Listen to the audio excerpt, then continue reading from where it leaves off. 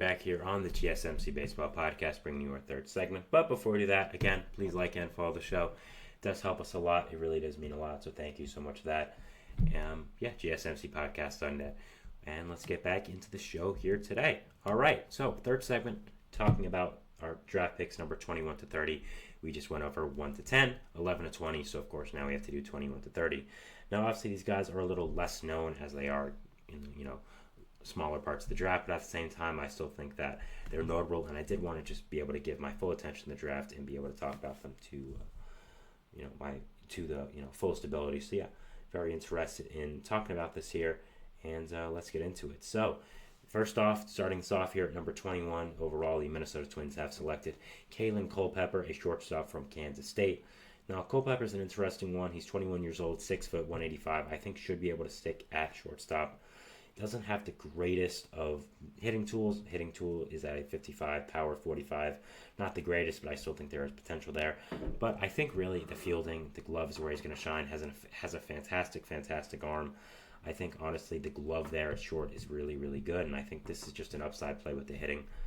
I don't really know if he should be up in the next 1 to 2 years, like I think a lot of college bats people expect him to be, but I still think he's able to be a top prospect for this Twins team, a guy you can have in the wings waiting for maybe when Correa starts to regress in the future.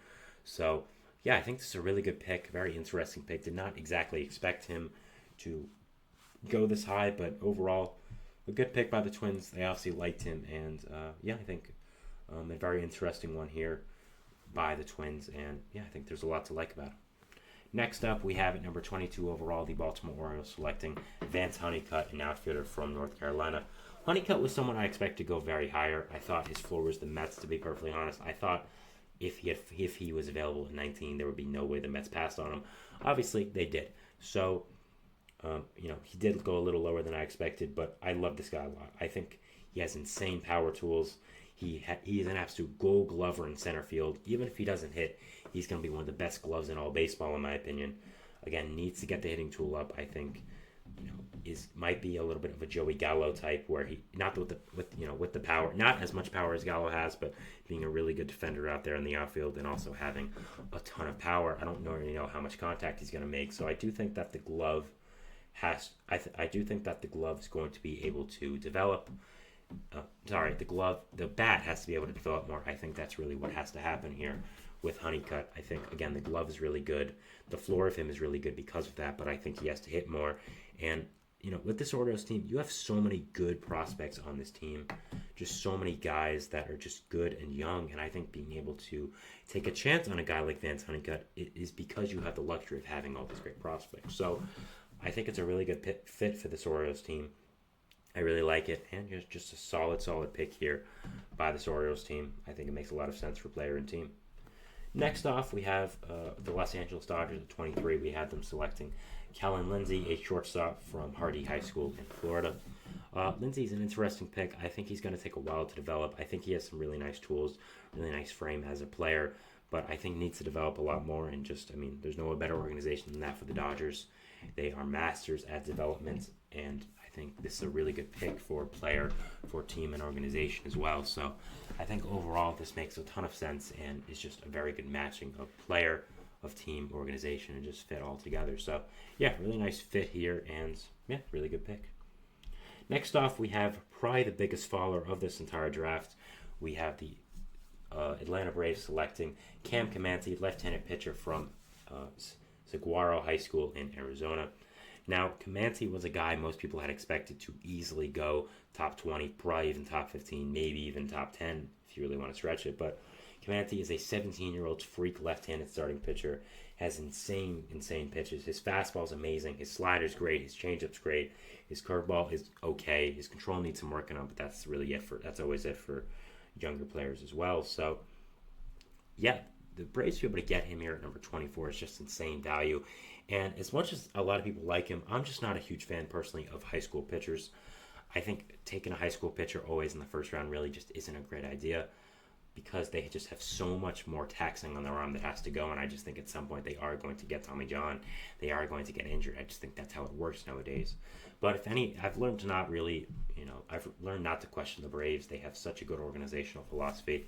and have just shown throughout the years that they are such a good organization. So I'm really not going to, test them and, doubt them, but I'm not a big fan of taking high school pitchers first round. But Comanche's 17 years old, a fantastic, fantastic prospect, has a long room to grow, and I think that overall is a very good prospect, and makes a lot of sense going to this Braves team. But again, left-handed pitcher, not left-handed pitchers, college pitchers, just not for me. 25 overall, we have the San Diego Padres selecting Cash Mayfield, a left-handed pitcher from high school in Elk City.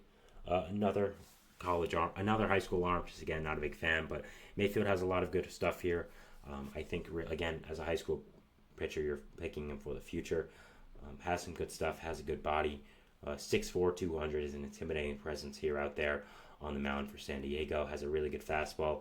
Needs to develop some other pitches more, but his changeup is really fantastic. I think really his fastball changeup combo is really, really nice. He controls both pitches very well, so there's a lot to like here already as a pitcher. But again, just a high school pitcher. Again, personally for me, just not my preference. So I still like him, but not the greatest. 26th overall, we have the New York Yankees selecting Ben Hess, right-handed pitcher out of Alabama. Now, Yankees fans are going to look at his stats in college, see he has a 6 ERA, and be like, why in the world did we pick Ben Hess?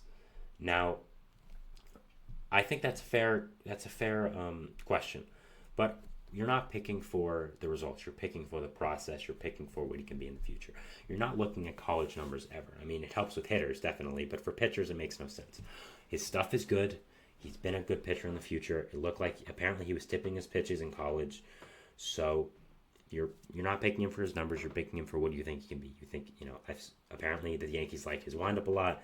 They like the stuff he has. They like his fastball. So, this was a little perplexing of a pick. I think, it wasn't the greatest pick, but if the Yankees like him, they like him.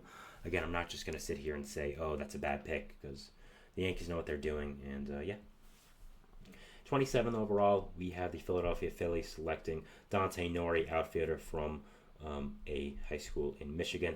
Nice outfield bat here for the Phillies out of high school. I think Nori has a ton of potential here as a high schooler. Has a really nice body as a high schooler. Can hit the ball very well. Has a good glove out there in outfield. So I think it was a really nice developmental pick by the Phillies playing the long-term game here. And just a solid pick, and I like it a lot. Next, we have 28 overall, the Houston Astros selecting Walker Yannick from Sam Houston State, a catcher. Probably the best catcher in this draft. I don't really know if there's anyone else that can compete with him. Wasn't a great catcher last year.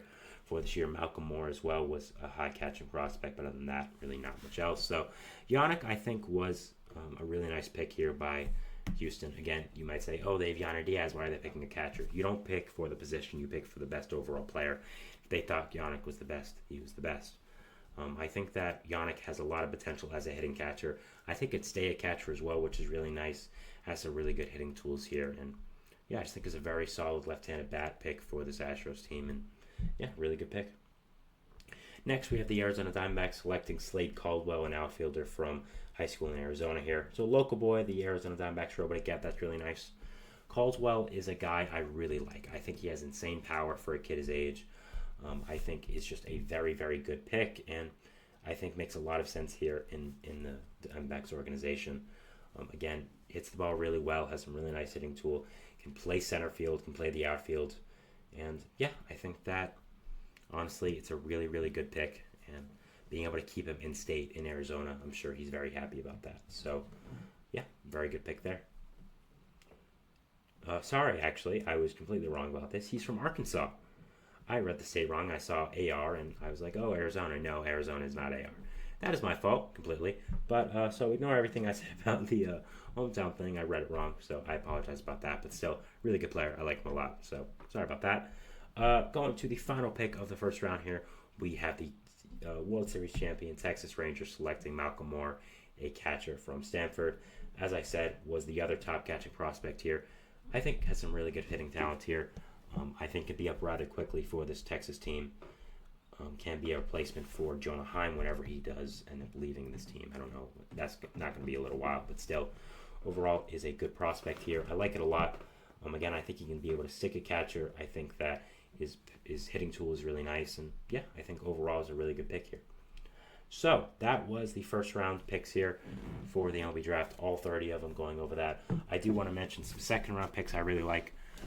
First off, Brody Brecht of Iowa was a guy who was a projected top 10 pick before the season.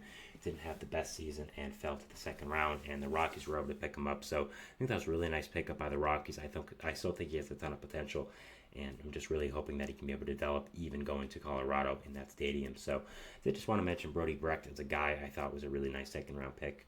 Overall, I think the Rockies really did great in this draft. I think being able to get Condon, being able to get Brecht was fantastic, and yeah, just a really, really nice draft by them. Really did not expect that, but man, I got to mention again, Condon in Colorado is terrifying. That's terrifying with that power there. So yeah, that was our third segment here, going over the MLB Draft and just all the picks. Moving into our fourth segment here, which is going to be talking about the Home Run Derby, which is happening tonight. I'll be previewing it, going over my picks, and yeah, talk about that, and we'll see you after the break. So thanks, and bye.